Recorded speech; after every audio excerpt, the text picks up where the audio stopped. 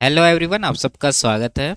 RRB group D 2024 का maths का solution कर रहे हैं, जिसमें 27 नवंबर 2025 से 8 दिसंबर 2025 तक जितने भी शिफ्ट में एग्ज़ाम हुए सभी शिफ्ट के सॉल्यूशन कंप्लीट हो चुके हैं। इनके सारे वीडियोस प्लेलिस्ट में मिल जाएंगे। आज की क्लास में 9 दिसंबर 2025 का दूसरा शिफ्ट का सॉल्यूशन करेंगे। इसका पहला शिफ्ट का वीडियो भी प्लेलिस्ट पे मिल जाएगा। तो शुरू करते हैं। उससे पहले चैनल पर नए हैं तो चैनल को सब्सक्राइब कर लीजिए। आगे बढ़ते हैं। पहला सवाल है, 6 और b का तृतीय अनुपाती c है। यदि b प्रथम तीन समप्राकृतिक संख्याओं का योगफल है तो c का मान ज्ञात कीजिए। ठीक है, आसान सवाल है। इस तरह के सवाल हम लोग पहले कर चुके हैं।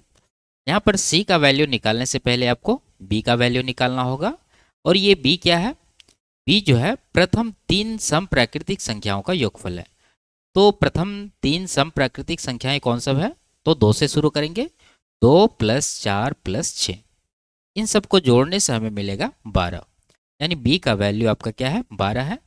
अब इन दोनों का तृतीय अनुपाती निकालना है। आप जानते हैं आपके पास दो नंबर है a और b, इनका तृतीय अनुपाती निकालना है तो क्या करना है? हमें b² / a करना है। तो b का वैल्यू यहाँ 12 है, तो 12 का स्क्वायर 144 हो जाएगा और नीचे इसे 6 से डिवाइड कर देंगे तो ये हमें मिल जाएगा c का वैल्यू। 6 से ये कट जाएगा 24 बार में, तो 24 इस सवाल का करेक्ट आंसर होगा। ऑप्शन नंबर बी में दिया गया है। आगे, एक समलंबाकार मैदान का क्षेत्रफल 720 मीटर स्क्वायर है और इसकी समानांतर भुजाओं के बीच की दूरी 16 मीटर है। यदि दोनों समानांतर भुजाओं में से एक भुजा दूसरी से 25% अधिक है तो छोटी समानांतर भुजा की लंबाई ज्ञात कीजिए। ठीक है, तो देखिए यहाँ पर दोनों भुजाओं के बीच जो इन्होंने रिलेशन दिया है, ये कह रहा है कि एक भुजा दूसरी से 25% अधिक है। तो हम लोग अगर छोटी भुजा को मान लें तो बड़ी भुजा इस पर निकल जाएगा। क्या माने? ये देखिए 25% का फ्रैक्शन 1/4 होता है, तो यहाँ पर हमें छोटी भुजा को 4x मानना है। तो बड़ी भुजा कितना हो जाएगी? 5x हो जाएगी। ठीक है, अब यहाँ पर समलंबाकार मैदान है तो आप जानते हैं समलंब चतुर्भुज का क्षेत्रफल क्या होता है? 1/2 गुना समानांतर भुजाओं का योगफल। यहाँ पर दोनों भुजा आपके पास है तो 4 5 9x हो जाएगा योगफल, गुना दोनों भुजाओं के बीच की दूरी जो कि दे रखा है 16 मीटर, तो यहाँ पर 16 से गुना करेंगे तो ये आपका एरिया होगा। लेकिन सवाल में एरिया इन्होंने दे रखा है 720, तो इसको 720 के बराबर करेंगे। यहाँ पर 2 से काट देंगे 8 बार में, और इसके बाद ये देखिए 9 8 72 हो रहा है, तो 72 से ये कट जाएगा 10 बार में, तो x का वैल्यू हमें क्या मिला? 10 मिला। क्या निकालना है? छोटी भुजा क्या था? 4x, x का वैल्यू 10 रखेंगे तो 40 यहाँ पर मीटर में इसका आंसर होगा। ऑप्शन नंबर डी में दे रखा है। आगे, त्रिभुज के कोनों के सही समूह की पहचान कीजिए। सिंपल सा, आप जानते हैं कि त्रिभुज के तीनों कोनों का योगफल 180 डिग्री होता है। जोड़ लीजिए कहाँ पर हो रहा है? ये 8 3 11 7 18 190 डिग्री हो रहा है, नहीं होगा आंसर। 12 3 15 2 17 170 10 180, यहाँ पर हो रहा है 180 डिग्री, ये इसका आंसर होगा। आगे, एक आयताकार भूखंड 34 मीटर लंबा और 24 मीटर चौड़ा है। इसके अंदर समान चौड़ाई का रास्ता बनाया गया है। यदि रास्ते का परिमाप 216 मीटर है तो घास के मैदान का परिमाप ज्ञात कीजिए। ठीक है, देखिए इसको समझिए, एक डायग्राम बनाते हैं। ये मान लीजिए आपका एक आयताकार भूखंड है। ठीक है, अब कह रहा है कि इसके अंदर एक समान चौड़ाई का रास्ता बनाया गया, तो अंदर में आपको इस तरह से एक रास्ता खींच देना है। ठीक है, और ये दे रखा है कि इसकी लंबाई है 34 मीटर, तो ये आप दे दीजिए 34 मीटर, और चौड़ाई है 24 मीटर। और क्या दे रखा है? रास्ते का परिमाप दे रखा है। ठीक है, तो देखिए रास्ता कहाँ पर है? रास्ता को अगर आप देखेंगे तो ये आपका जो है ये रास्ता है। तो इसका परिमाप निकालने के लिए आप क्या करेंगे? ये चारों तरफ वाला बाहर का एरिया जो बाउंड्री है इसको जोड़ेंगे, और ये जो अंदर का बाउंड्री है इसको जोड़ेंगे, तो कुल मिला के ये रास्ते का परिमाप आएगा।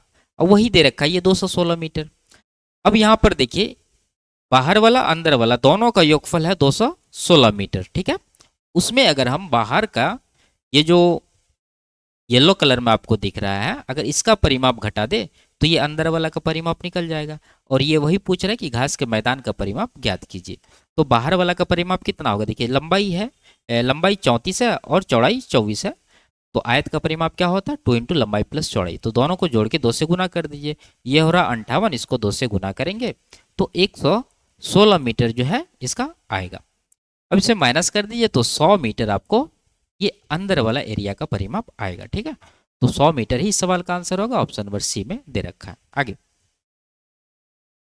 निम्नलिखित प्रेक्षणों ये दिया गया है, इसका बहुलक ज्ञात कीजिए। सिंपल सा है, इस तरह के डेटा में आपको देखना है कि सबसे अधिक बार कौन सा प्रेक्षण रिपीट हुआ है, वही इसका आंसर होगा। 21 को अगर देखें तो एक बार यहाँ है, 2 बार और कहीं नहीं है तो ये 2 बार आया। 32 को अगर देखें तो 1 2 इसके बाद और कहीं नहीं है तो ये भी 2 बार है। 25 एक यहाँ है और एक यहाँ है और एक यहाँ है, तो ये हो गया 3 बार। 35 को चेक कर लेंगे, एक 35 यहाँ, एक यहाँ, एक यहाँ, एक यहाँ, 4 बार है 35, तो ये इसका करेक्ट आंसर हो जाएगा। ठीक है, सबसे अधिक बार ये रिपीट हुए हैं। आगे, यदि किसी पुस्तक के कॉलम में प्रति पंक्ति 4 पंक्तियों में 63 शब्द हैं तो 64 पंक्तियों के कॉलम में कितने शब्द होंगे। आसान सवाल है। देखिए पंक्ति 4 से 64 हुआ, कितना गुना हुआ, 16 गुना। तो शब्द भी तो 16 गुना होगा, तो आप इसको 16 से गुना करिए। 16 × 48 इकाई अंक 8 आना चाहिए, 2 ऑप्शन में है। ठीक है, और बचा 4, 16 × 96 4 100, यानी 1008 इसका करेक्ट आंसर होगा। आगे, 30 छात्रों की एक कक्षा में भौतिकी की परीक्षा में 14 छात्रों के औसत अंक 98 थे और अन्य छात्रों के औसत अंक 54 थे। पूरी कक्षा के औसत अंक ज्ञात कीजिए। ठीक है, पिछले शिफ्ट में भी सवाल था और पीछे कई शिफ्टों में पूछे गए हैं। सबसे पहले आपको यहाँ पर छात्रों का अनुपात लेना है। ये कह रहा है पहले ग्रुप में 14 छात्र हैं, ठीक है, और कुल छात्र कितने हैं, 30। तो 14 इधर आ गया 30 में, तो बचा कितना, 16। इसको कटा लीजिए, 2 सते 2 अट्ठे, 7 8 का रेशियो आया है। अब ये कह रहा है कि पहला ग्रुप का जो एवरेज है वो 98 है, ये आ गया एवरेज 98, और अन्य छात्रों का यानी दूसरा ग्रुप का जो एवरेज है वो 54 है। आपसे पूरी क्लास का ओवरऑल एवरेज पूछा जा रहा है, तो यहाँ पर आप क्या करिए, गुना करके भाग कर सकते हैं, नहीं तो आप यहाँ पर मान लीजिए 54 है। ठीक है, 54 अगर मान लें एवरेज, तो ये जो है 98 54 से कितना अधिक है, माइनस करेंगे तो 4 और यहाँ पर 4 44। ठीक है, अब आपको क्या करना है, ये 7 गुना 44 करके यहाँ लिखना है, तो लिखेंगे 7 गुना 44, और ये जो डेविएशन आपका, इसको टोटल क्वांटिटी जो कि हमारे पास 7 8 15 है, 15 से डिवाइड करेंगे। ठीक है, 15 से 44 को अगर कटाएं तो 3 से थोड़ा सा कम जो है आपका आएगा, तो 7 या 21 से थोड़ा सा कम इसमें जोड़ दीजिए, तो 54 + 21 कितना हो जाएगा, 75 होगा।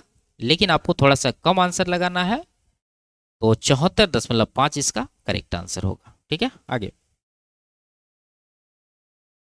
72.1 मीटर ऊंची इमारत के शीर्ष से जमीन पर एक कार का अवनमन कोण 45 डिग्री है।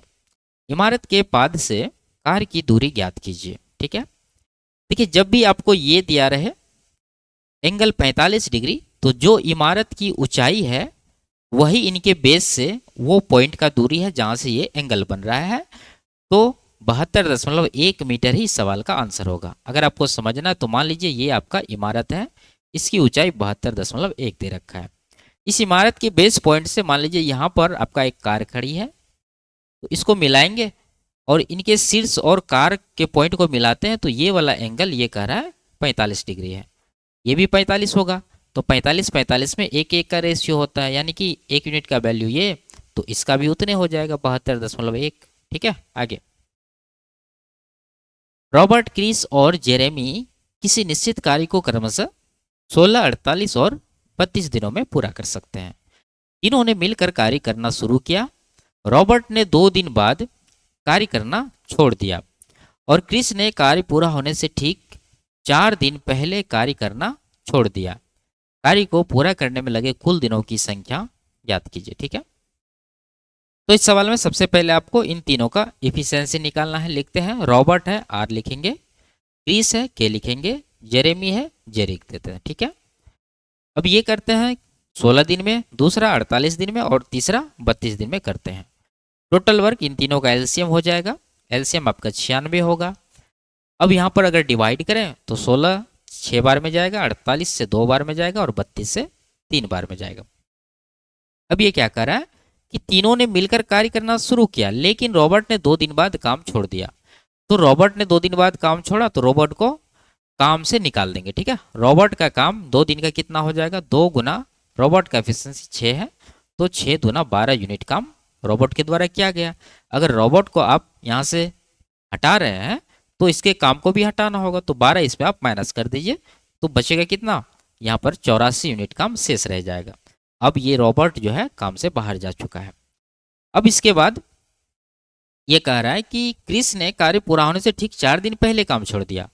ये जो क्रिस काम पहले छोड़ा है, इससे और 4 दिन का काम करवाएंगे तो कितना काम होगा। देखिए, क्रिस का एफिशिएंसी यहाँ पर 2 है और ये 4 दिन में करेगा 8 यूनिट काम। अगर क्रिस 4 दिन और काम करता तो 8 यूनिट काम और होता, तो 8 इसमें जोड़ दीजिए, 84 8 92 हो जाएगा। इतना यूनिट काम अब हुआ है, किसके द्वारा किया गया है, के और जे के द्वारा। तो इसका 2 है, इसका 3 है, तो 2 3 5 यूनिट से इसको डिवाइड कर दीजिए। 5 से जब डिवाइड करेंगे तो 18 पंचे 90 और 5 के 20 यानी 18.4 दिन इसका आंसर आएगा। ऑप्शन नंबर डी में दिया गया है। आगे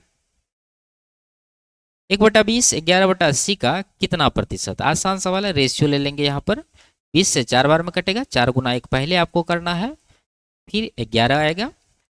तो ये जो 4 है 11 का कितना परसेंट है ये निकालना। तो आप जानते हैं 1/11 कितना होता है, 9.09, उसका 4 गुना करना है, तो ये हो जाएगा 36.36%। ऑप्शन नंबर सी इसका करेक्ट आंसर है। आगे, यदि किसी संख्या के 20% को 78 में जोड़ दिया जाए तो परिणाम वही संख्या प्राप्त होती है, उस संख्या का 60% ज्ञात कीजिए। कई बार किए हम लोग, 20% में कुछ जोड़ रहे हैं और वही संख्या मतलब 100% हमें प्राप्त हो रहा है, इसका मतलब 80% जोड़ रहे हैं। तो हम कह सकते हैं कि 80% का वैल्यू ये जो 78 जोड़ रहे हैं इसके बराबर होगा। हमें चाहिए 60% का वैल्यू, कितना हो जाएगा। देखिए 80 का 3/4 होता है 60, तो 78 का भी 3/4 करेंगे तो कितना आएगा, ये आप डिवाइड कर लीजिए। ठीक है, 4 से जाएगा 19 चौके 76, 19 या 57 से थोड़ा सा ज़्यादा 58.5 इसका आंसर होगा। ठीक है, आगे, यदि 1675 रुपया अंकित मूल्य वाली वस्तु को 1273 रुपया में बेचा जाता है तो छूट प्रतिशत ज्ञात कीजिए। आसान सवाल है, इतना का सामान है, इतना में बेच रहे हैं, तो कितना डिस्काउंट दे रहे हैं, घटा लीजिए। इधर 400 हो गया, इधर 2, यानी कि 402 का डिस्काउंट है। तो 402 का डिस्काउंट है किसके ऊपर, 1675 के ऊपर। परसेंटेज निकालना है, 100% से गुना कर देंगे। 25 से ये कट रहा है, 25 से 4 बार में, 25 छाके 150, 25 सत्ते, ठीक है, और ये कट जाएगा 7 6 42 और 6 4 36 4 चलिए, ये कट रहा है आपका 6 बार में, 6 गुना 4 24% इसका डिस्काउंट होगा। ऑप्शन नंबर ए में दे रखा है। आगे, इसका मान ज्ञात करना। ठीक है, तो ज्ञात कर लेते हैं। यहाँ पर क्या है, 100 की पावर 0.25, तो 100 को हम लोग लिख सकते हैं 10 का स्क्वायर, और इस पर पावर में 0.25 पहले से, जब पावर को गुना करेंगे तो हमें मिलेगा 10 की पावर 0.5। ठीक है, इसके बाद जो है वैसे लिख देंगे, चाहे तो आप गुना कर सकते हैं, 25 गुना यहाँ पर 16, तो ये हो जाएगा 400। अब यहाँ नीचे है आपका 800 की पावर 0.5, तो 800 को आप इस तरह से लिख सकते हैं, 400 गुना 2 में, 400 एक स्क्वायर नंबर हो जाएगा और गुना 2, तो यहाँ पर 400 का आप लिखेंगे 20 का स्क्वायर गुना 2, और इस पर पावर देखिए 0.5 है, तो 0.5 आपको लगाना है। अब इसको यहाँ पर सिंप्लीफाई करके लिखेंगे नीचे। जब आप पावर को गुना करेंगे पावर से, तो ये 20 की पावर कितना बन जाएगा, 2 पंचे 10 यानी 1, तो यहाँ पर 20 है गया, और यहाँ पर 2 की पावर 0.5 हो जाएगा। ठीक है, तो 2 की पावर 0.5 आपको लिख देना है। और लास्ट में ये देखिए रूट के अंदर 1/5 है, रूट के अंदर इसका मतलब पावर हाफ है, तो इसको आप 1/5 की पावर 0.5 लिख सकते हैं। अब ये 20 से इसको काट देंगे 20 बार में। ठीक है, और कहीं कटने वाला नज़र नहीं आ रहा है, आप इन दोनों को एक साथ कर लीजिए। देखिए इसका भी देखिए 2 की पावर 0.5 है, ठीक है यहाँ पर, और इसका भी पावर 0.5 है, तो पावर को एक साथ करके आधार एक साथ कर दीजिए। ठीक है, तो यहाँ पर आप लिखेंगे इसको 1/10 की पावर 0.5, और ये चीज़ आपका यहाँ पर है 10 की पावर 0.5 गुना 20 गुना ये, ठीक है। अब देखिए ये दोनों को अगर आप एक साथ करते हैं तो पावर बराबर है, तो आधार को एक साथ कर लेंगे, यानी कि 10 गुना 1/10, और आधार कॉमन पावर कॉमन रखेंगे 0.5, और ये 20 आपका यहाँ पर रह गया, तो ये 10 कट जाएगा, एक की पावर 0.5 करेंगे तो एक ही होगा, 1 गुना 20 करेंगे तो 20 आपका आंसर होगा। ऑप्शन नंबर सी में दिया गया है।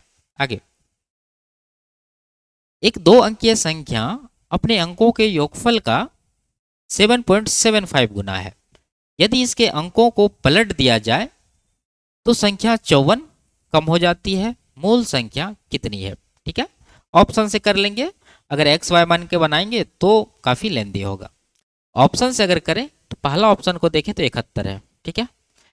71 को इनके योगफल यानी 7 1 8 से डिवाइड करने के बाद हमें ये मिलना चाहिए। मिल रहा है क्या? 8 9 72, ठीक है, और 8 8 64, यानी 8 से बड़ा इसका भागफल आएगा। हमें चाहिए 7.75, नहीं होगा। 60 को अगर देखें तो 60 को 6 से डिवाइड करेंगे तो 10 आएगा, नहीं होगा। 82 को अगर देखें तो 82 को अगर आप 10 से डिवाइड करिएगा यानी इनके अंकों के योगफल से, तो आपको मिलेगा 8.2, तो ये भी नहीं होगा। ऑप्शन नंबर डी बचा, ये आपका करेक्ट आंसर हो जाएगा। ठीक है, आगे। रमेश और सुरेश की आयु का योग 52 वर्ष है। रमेश की आयु सुरेश की आयु के 2 गुने से 4 वर्ष अधिक है। सुरेश की आयु ज्ञात कीजिए। ठीक है, देखिए यहाँ पर मान लेंगे हम लोग सुरेश की आयु क्या है? x है, तो रमेश की आयु कितनी हो जाएगी? सुरेश की आयु के 2 गुने से 4 अधिक, यानी ये 2x + 4 हो जाएगा।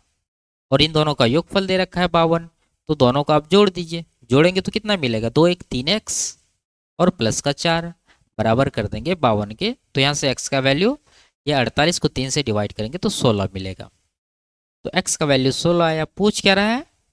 सुरेश की आयु माने थे x का वैल्यू 16 है, तो यह इसका आंसर होगा। ऑप्शन नंबर सी में दिया गया है। आगे, 2 बैंक ए और बी क्रमशः 3.5% और 7% वार्षिक दर से ऋण देते हैं।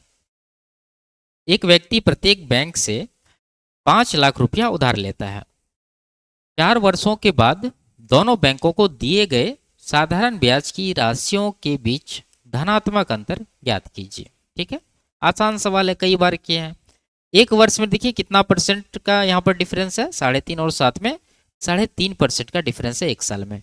लेकिन यहाँ 4 वर्ष का टाइम है, तो 4 से आपको गुना करना है, तो कुल मिला के 4 × 12 2 14% का यहाँ पर डिफरेंस होगा। और मूलधन इसका कितना है? मूलधन है 5 लाख, तो 5 लाख का 14% कितना होगा? 14 पंचे 70,000। ऑप्शन नंबर डी में दे रखा है। आगे,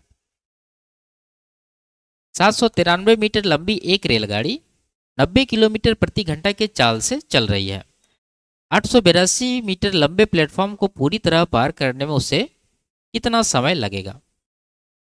एक बात जानिए, यहाँ पर आपको पहले से पता होगा कि जब कोई ट्रेन किसी प्लेटफॉर्म को पार करती है तो ट्रेन अपनी लंबाई प्लस प्लेटफॉर्म की लंबाई के बराबर दूरी यहाँ पर कवर करती है।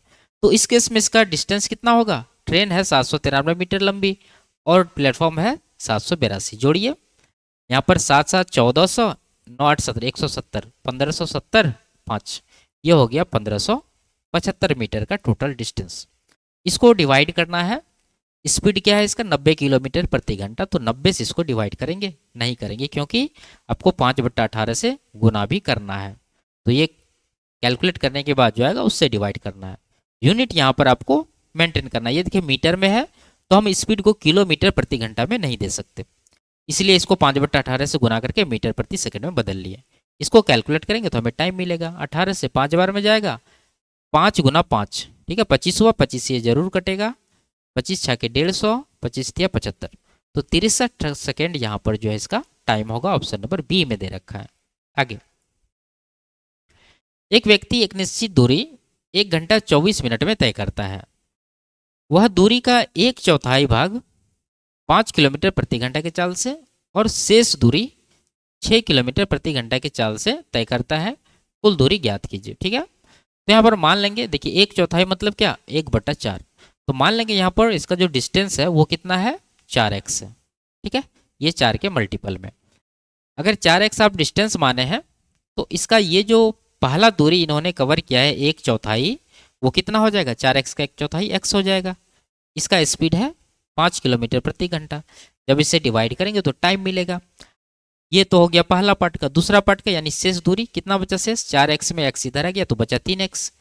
इसको ये कवर कर रहा है 6 किलोमीटर प्रति घंटा से, तो 6 से इसको डिवाइड करेंगे तो यहाँ का टाइम आएगा।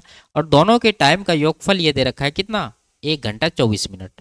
तो ये हो गया आपका 1 घंटा 24 मिनट, मतलब 12 दूना 12 पंच यानी 2/5 घंटा। तो ये इक्वेशन बना के आपको सॉल्व करना होगा।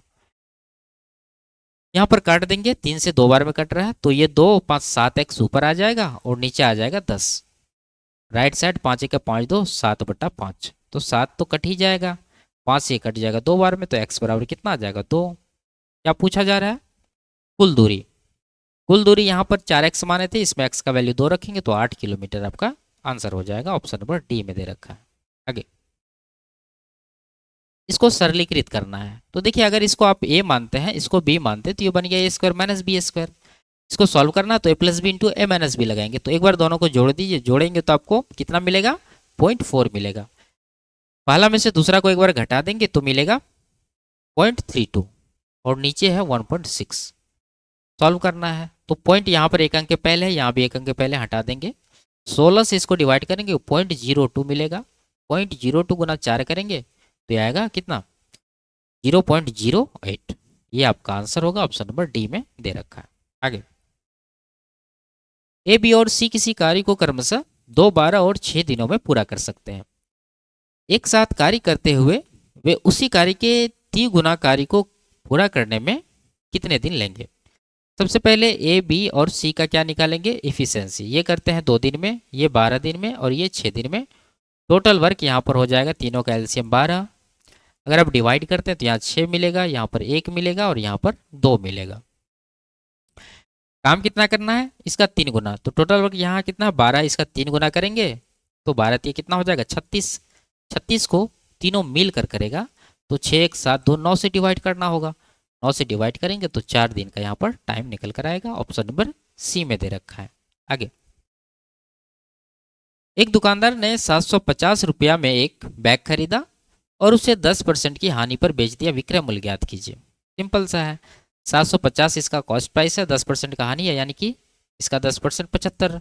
तो 75 का नुकसान आप इसमें माइनस करेंगे तो 600। 600 कितना आएगा घटाने के बाद 75, ठीक है। तो 675 आपका करेक्ट आंसर होगा, ऑप्शन नंबर सी में दिया गया। आगे एक विक्रेता एक बाइक के विज्ञापित मूल्य पर 26% की छूट देने के बाद भी 40% का लाभ अर्जित करता है। यदि उसे 5,698 रुपया का लाभ होता है तो विज्ञापित मूल्य ज्ञात कीजिए। अच्छा सवाल है, ठीक है। यहाँ पर आपके पास क्या दे रखा है, ये दे रखा है डिस्काउंट परसेंट और प्रॉफिट परसेंट, और प्रॉफिट यहाँ पर रुपया में भी दे रखा है। ये दोनों परसेंटेज से आप यहाँ पर सीपी और एमपी का रेशियो आराम से निकाल सकते हैं। क्या होता है, 100 माइनस डिस्काउंट परसेंट बटा 100 प्लस प्रॉफिट परसेंट। तो 100 में 26 घटाएंगे तो यहाँ पर आएगा 74 और नीचे 100 प्लस 40 करना है तो आएगा 140। इसको कटा के छोटा कर लेंगे, 2 से ये कट जाएगा 37 बार में और ये 2 से कट जाएगा 70 बार में। तो हम लोग 37/70 इसको मान के बनाएंगे। अब देखिए ये जो प्रॉफिट का रुपया में दिया हुआ है तो यहाँ पर कॉस्ट प्राइस क्या है, 37 यूनिट है। अगर हमें प्रॉफिट निकालना है तो प्रॉफिट कितना हो जाएगा, ये कॉस्ट प्राइस यानी 37 का 40%। यहाँ देखिए प्रॉफिट दे रखा, तो 37 का 40%, 40% मतलब 2/5। तो ये आ गया प्रॉफिट। लेकिन एक्चुअल में जो रुपया में प्रॉफिट ये दे रखा ये 5698 है, तो ये इसके बराबर होगा। हमें निकालना है क्या, विज्ञापित मूल्य, यानी कि ये जो अंकित मूल्य है आपका 70, इसका वैल्यू निकालना है। तो 70 अगर ये पूरी तरह से कट जाएगा तो 70 में 0 है, लास्ट में 0 यहाँ दिख रहा है, ये इसका आंसर हो जाएगा। और कटना ही है क्योंकि ये डेसिमल में नहीं आएगा। अगर आता तो यहाँ पर लिखता कुछ कि पूर्णांक इतना तक आंसर दीजिए। तो कटा लीजिए इसको। यहाँ पर अगर इसको कटाएं तो 37 से कटेगा, 37 का 37 बचा कितना 19, ठीक है। 19 पर 9 199 हुआ, 37 पंजे 185 जाएगा, बचा कितना 14, ठीक है। और यहाँ पर 48 आया तो 37 से ये 4 बार में जाएगा, 2 से 77 बार में जाएगा, 5 गुना 77 करेंगे तो 1 यूनिट का वैल्यू आएगा। हमें निकालना 70 का, तो ये हो जाएगा 5 गुना 77 गुना 70, यानी लास्ट में 0 आना ही है। एक ही ऑप्शन में दे रखा है, ये इसका करेक्ट आंसर होगा। आगे इसका मान ज्ञात करिए। ठीक है, तो देखिए इसको ऑब्जर्व अगर हम करेंगे तो यहाँ पर हमें क्या देखने को मिल रहा है, ए स्क्वायर माइनस बी स्क्वायर, फिर से ए स्क्वायर माइनस बी स्क्वायर, ए स्क्वायर माइनस बी स्क्वायर, यानी इसका वैल्यू अगर निकालें तो एक बार जोड़ना पड़ेगा, एक बार घटाना पड़ेगा। तो घटाएंगे तो डिफरेंस यहाँ 1 है, तो उसको लिखने का कोई मतलब नहीं, यहाँ भी 1 है, यहाँ भी 1 है। कहने का मतलब इसको जोड़ देंगे तो यहाँ का वैल्यू निकल जाएगा, और इसको जोड़ देंगे तो यहाँ का वैल्यू, इसको जोड़ देंगे तो यहाँ का वैल्यू, कुल मिलाकर सबको जोड़ देंगे, आंसर आ जाएगा हमारा। ठीक है, तो 7 6 13 5 18 4 22 3 25 2 27 का 7 2 अंक में है, नहीं 2 ऑप्शन में। ठीक है, बचा 2 2 3 5, ऐसे कर लीजिए, 3 6 12 तो 18 2 20 आ जाएगा, यानी कि 207 इसका करेक्ट आंसर होगा। आगे अमित और दीक्षा ने मिलकर एक व्यवसाय में 56,100 का निवेश किया। एक वर्ष बाद 9,200 रुपया के कुल लाभ में से अमित का हिस्सा 2,300 रुपया था।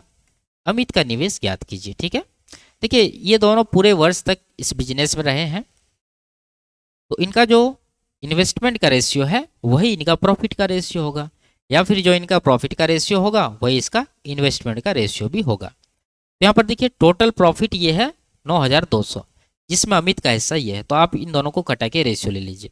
2,300 एक बार में, 2,300 से ये 4 बार में कटेगा, यानी अगर हम कह सकते हैं कि कुल लाभ अगर 4 यूनिट है तो उनमें से 1 यूनिट किसका होगा, अमित का होगा। ठीक है, और बाकी बचा हुआ दीक्षा का होगा, कितना, 4 में से घटा 3 यूनिट, यानी ये रेशियो है आपका प्रॉफिट का। तो प्रॉफिट का अगर ये रेशियो है तो इन्वेस्टमेंट का भी यही रेशियो होगा। टोटल इन्वेस्टमेंट देखिए कितना है, 56,100, तो 56,100 का हमें निकालना है कितना, अमित का निवेश, तो अमित का 1 यूनिट है, और जोड़ के टोटल 3 1 4 नीचे देंगे, 4 से 14 0 25 इसका आएगा, यही इसका आंसर है, ऑप्शन नंबर ए में दे रखा है। आगे एक वॉशिंग मशीन की कीमत टीवी की कीमत से 50% कम है। देखिए इस तरह के कई सवाल हम लोग लगातार कई शिफ्टों में किए हैं, इसलिए इसको हम यहाँ पर स्किप कर रहे हैं, इसको आप खुद से सॉल्व कर लीजिए।